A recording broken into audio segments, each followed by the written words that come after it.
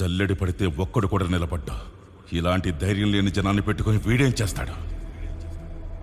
అవును సార్, మీరన్నట్టే మాకు ధైర్యం ఉండేది కాదు, శక్తి ఉండేది కాదు, నమ్మకము ఉండేది కాదు. చావు మా మీద గంతులేసేది. కానీ ఒకడు అడ్డం నిలబడ్డాడని వాడిని ఖాళీ ముందు తల నరికాడు కదా.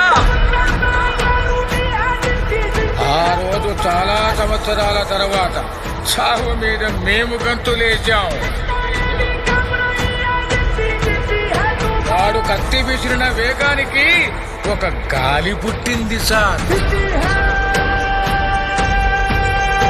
ఆ గాలి నరాతీలో ఉన్న ప్రతి ఒక్కడికి ఊపిరిచ్చింది.